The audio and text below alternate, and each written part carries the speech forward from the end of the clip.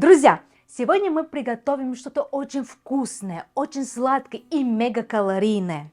Наверняка вы уже увидели в Инстаграме, ТикТоке те самые заразные видосики, где берут вот такую большую шоколадку и ее кушают на камере. Наверняка вы уже догадались, о чем я. Сегодня приготовим дома ту самую популярную дубайскую шоколадку. Как всегда, следите за руками, а мы поехали! Первое, что нам нужно сделать, это, конечно же, включить духовку. Мы ее включаем вверх-вниз на 150 градусов. Нам нужна невысокая температура. И начнем разбираться с одним из главных ингредиентов дубайского шоколада. Это тесто катаифи. Посмотрите, что из себя оно представляет. Оно очень тонкое и такие, знаете, как ниточки. Я видела рецепты в YouTube, когда люди пытаются его сами дома сделать, но честно, оно получается очень толстое, оно совершенно не такое, как это должно быть. Поэтому не ломайте себе голову, просто сходите, купите в магазине за 300 гривен. Так, берем катаифи. Реально как волосы. Кстати, из катаифи делается одна из самых популярных паклавы в Турции. Так, нам нужно как-то его поломать. Ох, очень классный на самом деле. И нам нужно с помощью ножниц его нарезать на мелкие кусочки. Так скажем, подстричь его.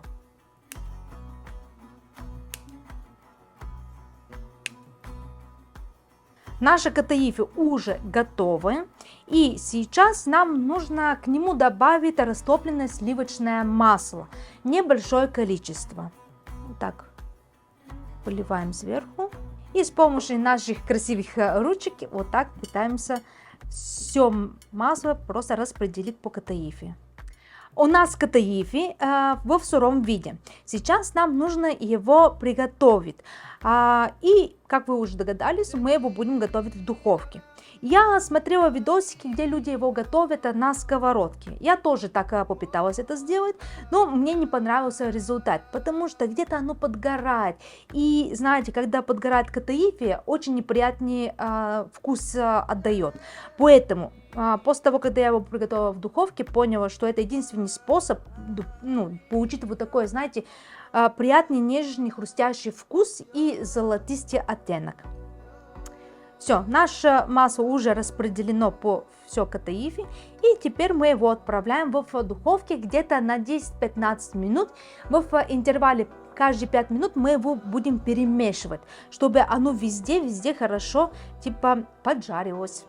Я поставила 2 емкости с водой, чтобы они закипели, потому что нам нужно расплавить шоколад. Я взяла черный шоколад и белый. Вы поймете, почему нам белый нужен. Если вы не кондитер и не понимаете абсолютно ничего в шоколаде и не хотите вникать в процессе темперовки шоколада, то возьмите просто шоколад, который не нуждается этого метода. Собственно, как я.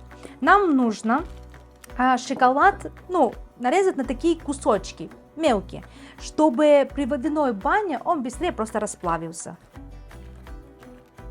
Вот так хаотично с ножиком мы его разрезаем. Я взяла черный, я пробовала дубайский шоколад с молочного, но мне, честно, он слишком сладкий и не нравится. А когда именно с черного, имеет такая, знаете, легкая горчинка. И она достаточно приятная именно в данном шоколаде. Вот какие кусочки у нас получились. Есть более большие, более мелкие, но все это расплавится замечательно. Отправляем в емкость, где мы будем это все расплавлять. То же самое мы сделаем и с белым шоколадом. Наша вода закипела, я не знаю, видно ли на камере, как мои кастрюльки паруют.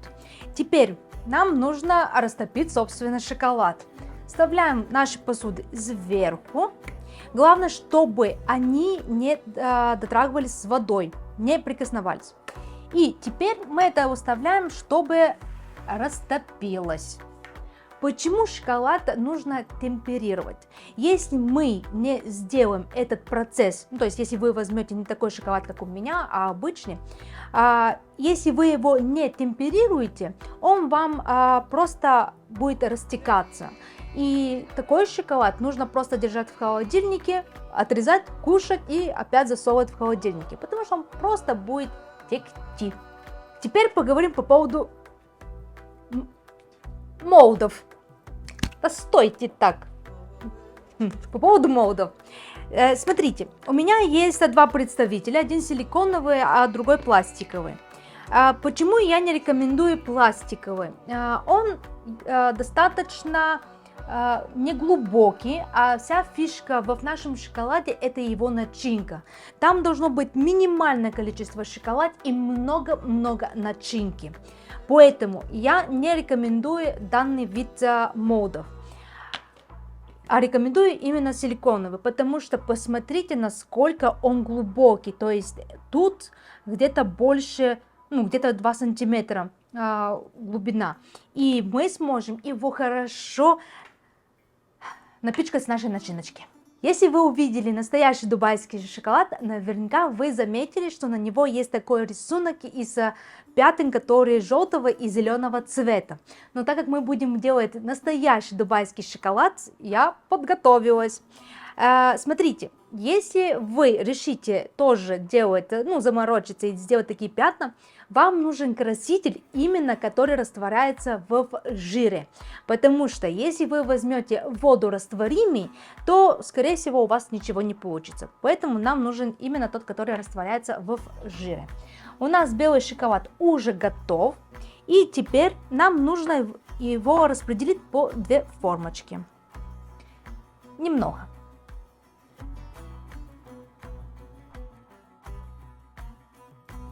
Туда мы добавляем в одну зеленый краситель, чуть-чуть, смотрите, не приборщите, вот так, чуть-чуть на кончике ложки я добавляю и размешиваем.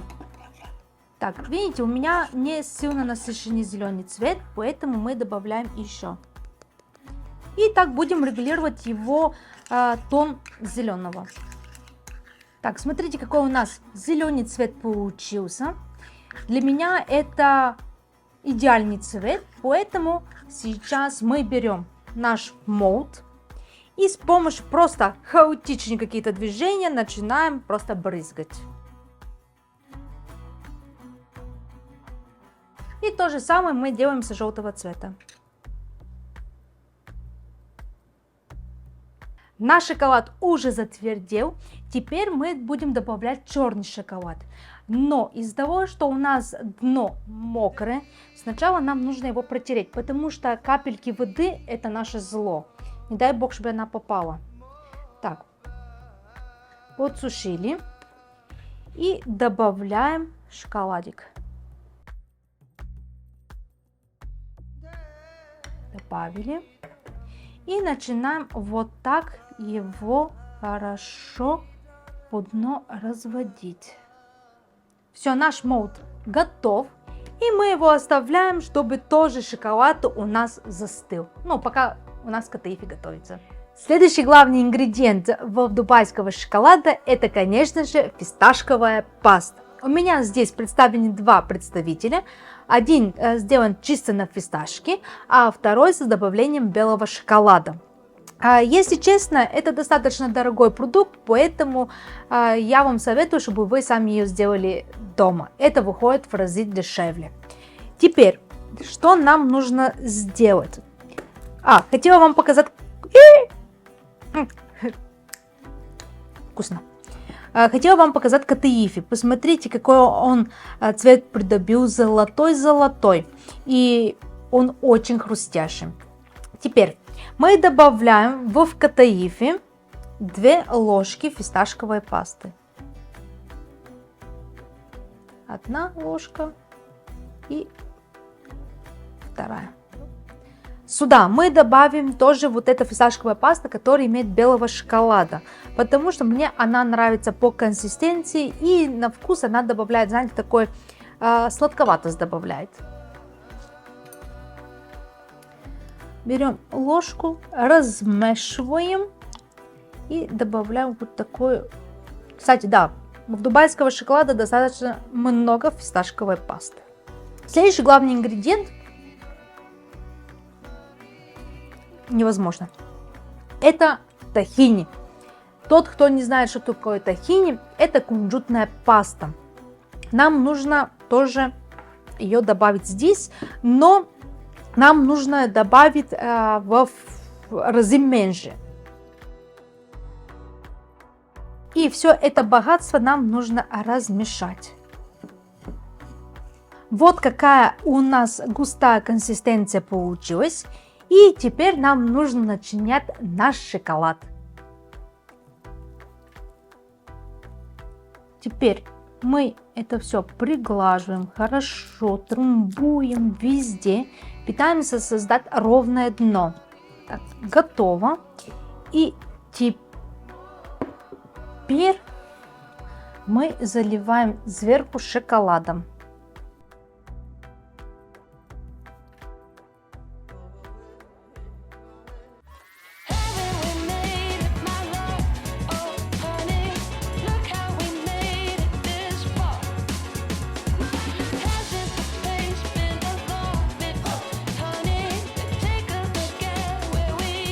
Ребята, наш дубайский шоколад наконец-то получился. И посмотрите просто на эту красота. Он получился сногсшибательный. И это весит 500 грамм. А давайте сейчас мы его попробуем, как всегда, по традиции. Не знаю, слышно или не слышно, как хрустит катаифи. Очень вкусно. Фисташка, шоколад, вот это тесто катаифи, тахини. Это просто нереально вкусно. Если вы любите шоколад, то обязательно его сделайте. И я уверена, он вам очень-очень сильно понравится. Если вам понравился сегодняшний рецепт, ставьте лайки, подпишитесь на наш канал. И до новых вкусных встреч, ребята. Пока!